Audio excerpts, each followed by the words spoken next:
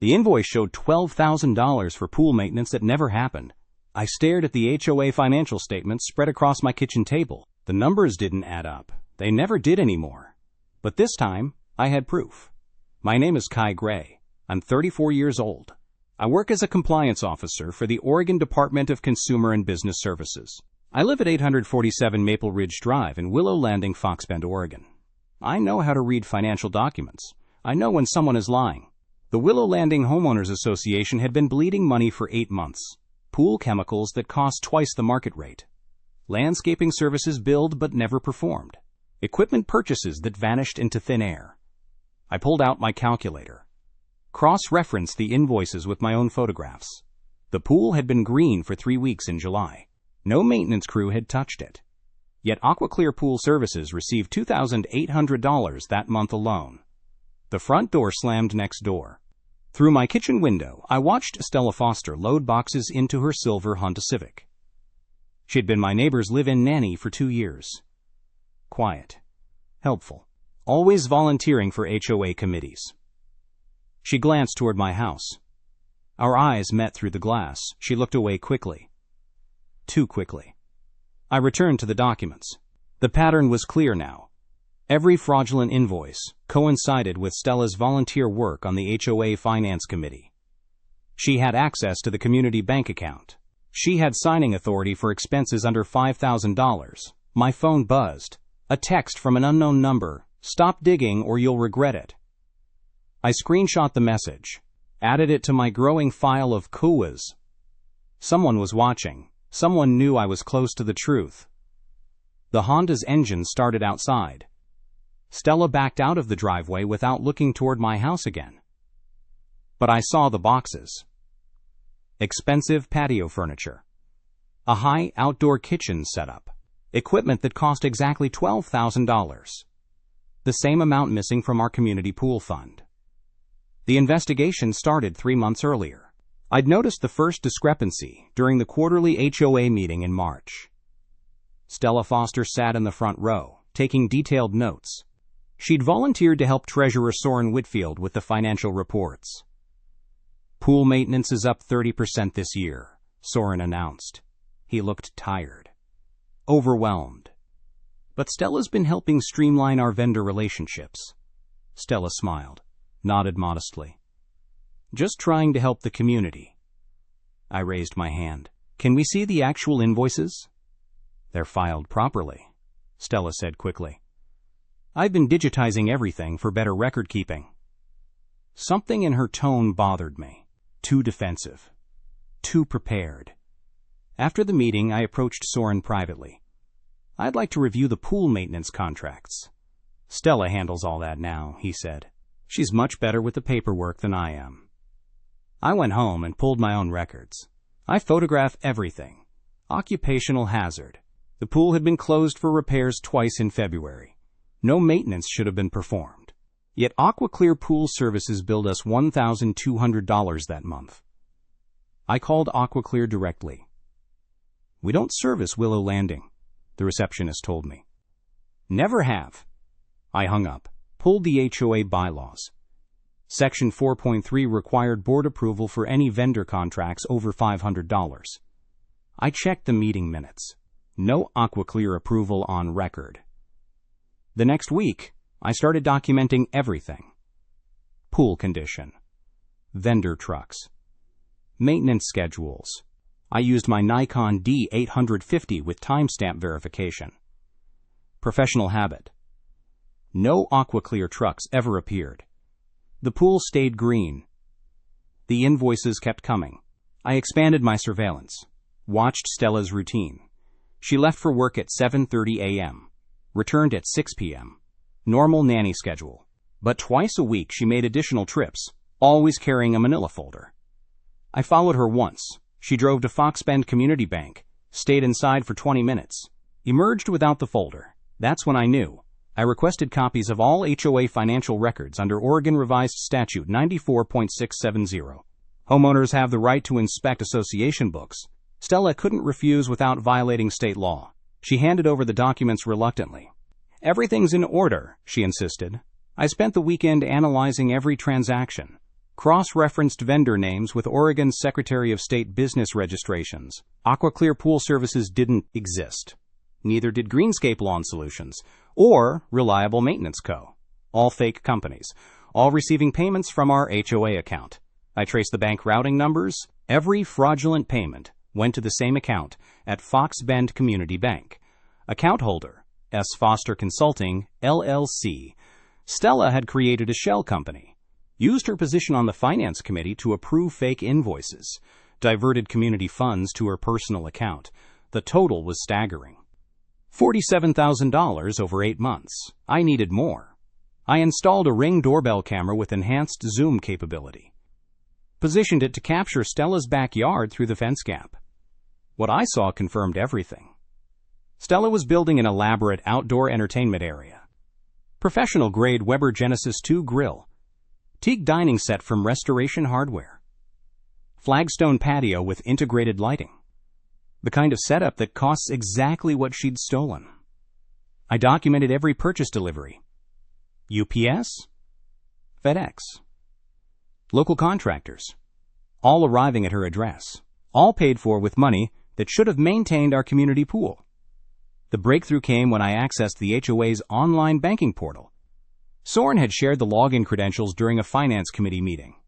In case anyone needs to check balances, he'd said. Stella had been the only one to take notes. I logged in after midnight, downloaded every transaction record for the past year. The pattern was clear. Stella would submit fake invoices on Monday, approve them as committee member on Tuesday, process payments on Wednesday. She'd been systematic, professional. She knew exactly how much she could steal without triggering automatic board review. But she'd made one mistake. The shell company registration listed her real address, 849 Maple Ridge Drive. Right next door to me. I printed everything. Bank statements. Fake invoices. Business registration documents. Delivery confirmations. Photographs of her backyard construction. The distress was overwhelming. Stella Foster had embezzled $47,000 from the Willow Landing HOA. She'd used her position as trusted volunteer to systematically defraud her own neighbors. I called Detective Reese Chen at the Insurance Fraud Division. I need to report embezzlement, I said. How much are we talking about? Chen asked. $47,000. I have complete documentation. I'll be right over. As I waited for the detective, I watched Stella through my window. She was watering her new plants, arranging cushions on her stolen furniture, living comfortably on money meant for our community. She had no idea I'd uncovered everything. No idea her carefully constructed fraud was about to collapse. The doorbell rang. Detective Chen had arrived. It was time to this. Detective Chen spread my across the dining table. Bank statements, invoices, registration documents, photographs. He worked methodically. No wasted motion. This is thorough, he said. How long did this take you? 3 weeks of investigation. 6 months of suspicion. Chen photographed each document with his department camera. The shell company registration is the smoking gun. Same address as the defendant. Amateur mistake. I watched him work. Professional. Efficient. This wasn't his first embezzlement case. What happens next? I asked. We execute a search warrant, seize financial records, interview the suspect. Chen looked up from the documents. I'll need you to testify about the HOA procedures, the banking access, the approval process. Whatever you need. Chen called his supervisor, requested the warrant. Explained the CALID. Within 2 hours, we had judicial approval for the search. I stayed inside while Chen's team executed the warrant. Through my window, I watched them carry boxes from Stella's house. Computer equipment. Financial documents. The fake business records. Stella stood on her driveway. Confused. Angry. Demanding explanations. Chen showed her the warrant. Explained her rights. Informed her about the embezzlement charges. Her face went white. She looked directly at my house. Our eyes met through the window. She knew. The search took 4 hours. Chen's team documented everything. The stolen patio furniture. The landscaping materials. the receipts proving she'd used HOA funds for personal purchases. That evening, Chen returned with the arrest warrant. I watched from my porch as they led Stella away in handcuffs. Her husband followed in his car. Their children stayed with neighbors. The next morning, I called an emergency HOA board meeting. Soren arrived first, then the other board members. I prepared copies of everything for each person. Stella Foster has been arrested for embezzlement, I announced. She stole $47,000 from our community fund. Silence. Shock. Disbelief. That's impossible, said Soren. Stella's been our most dedicated volunteer. I distributed the packets. Bank records don't lie. She created a fake company, submitted fraudulent invoices, approved her own payments. The board members reviewed the documents. The pattern became clear. Stella's systematic theft, her abuse of trusted access. We need to contact our insurance company, said board member Soren Foster. File a claim for the stolen funds. Already done, I replied. Detective Chen coordinated with our carrier. They're processing the claim. We voted unanimously to terminate Stella's board position. Remove her access to all HOA accounts. Pursue full restitution through the legal system. The insurance company recovered $32,000 immediately. The remaining $15,000 would come from Stella's personal assets. Chen kept me updated on the legal proceedings. Stella's attorney tried to negotiate a plea deal, claimed financial hardship, argued for reduced charges. The district attorney refused. The buy was too strong, the theft too systematic. Stella pled guilty to second-degree theft, received 18 months in prison, 3 years probation, full restitution ordered. Her husband put their house up for sale immediately. I testified at the sentencing hearing, explained how her theft had damaged our community trust, how her position as nanny had given her access to neighborhood information. She used her role caring for children to gain our confidence, I told the judge. Then she systematically stole from the families who trusted her. The judge agreed. This represents a profound breach of community trust. Stella's sentence included a prohibition on serving in any fiduciary capacity. No HOA boards. No financial committees. No positions involving community funds. The insurance settlement allowed us to complete the pool maintenance, install new filtration systems, repair the damaged deck areas. But the real victory was systemic change. I worked with the HOA board to implement new financial controls, dual approval requirements, monthly audits, quarterly reviews by independent accountants. We also established a whistleblower policy, anonymous reporting system, protection for residents who report suspected fraud. Other neighborhoods adopted our reforms. Chen used our case as a training example for HOA fraud prevention. Stella's house sold within 6 weeks. The new owners were a young family with twin daughters. They had no idea about the previous owner's crimes. I introduced myself on moving day. Welcomed them to Willow Landing. Didn't mention the embezzlement. They deserved a fresh start in our community. The pool reopened in late summer. Crystal clear water. Perfect chemical balance. Everything Stella's theft had prevented. I watched children playing in the water, families enjoying the facility their fees had funded, the community working as intended. Stella was serving her sentence at Coffee Creek Correctional Facility. Her appeals had been denied. Her restitution payments were current. Justice had been served through proper legal channels. 6 months later, I received a letter from the Oregon Department of Justice. They wanted to discuss HOA financial oversight legislation. My case had caught attention at the state level. I drove to Salem on a Tuesday morning, met with Deputy Attorney General Marcus Chen. No relation to Detective Chen. He explained their proposal.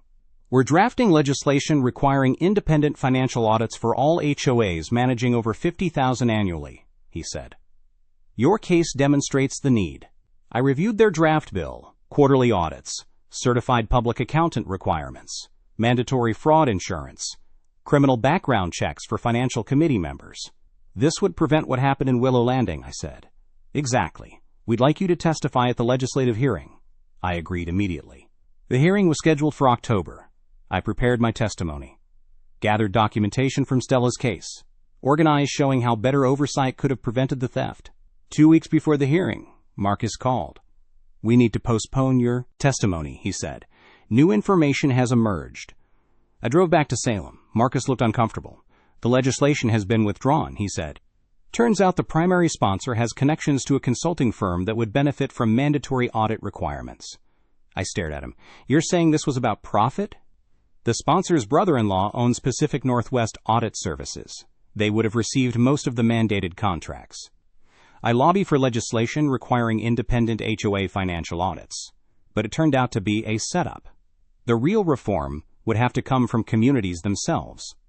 I returned to Willow Landing with renewed purpose, organized a regional HOA conference, invited boards from 12 neighborhoods, shared our fraud prevention protocols.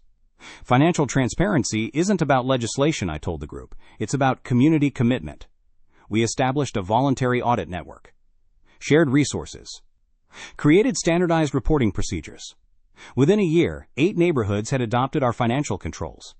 2 others discovered minor irregularities and corrected them before they became major problems. Stella completed her sentence in 18 months. Moved to California upon release. Her probation officer confirmed she was working as a hotel housekeeper. No access to financial systems. The pool maintenance fund was fully restored. Our new filtration system worked perfectly. Chemical levels stayed balanced. No more emergency repairs. I still walked the neighborhood each evening, checked the common areas, reviewed the monthly financial reports, old habits from my compliance work. But the vigilance felt different now, protective rather than suspicious, confident rather than worried. The community had learned to watch out for itself. New residents moved into Stella's former house. The Hendricks family, 2 teenagers, a golden retriever named Murphy. They joined the HOA board within 6 months. Volunteered for the finance committee, brought fresh energy to our oversight efforts. We heard about what happened here, Mrs. Hendricks said. That's why we wanted to get involved, make sure it doesn't happen again. The neighborhood had grown stronger through adversity. I kept Detective Chen's business card in my wallet, not because I expected more fraud, because his investigation had shown me how proper procedures protect communities. The silence in Willow Landing wasn't the absence of activity. It was the presence of trust, earned through transparency, maintained through vigilance. It was finally over, and the silence felt earned.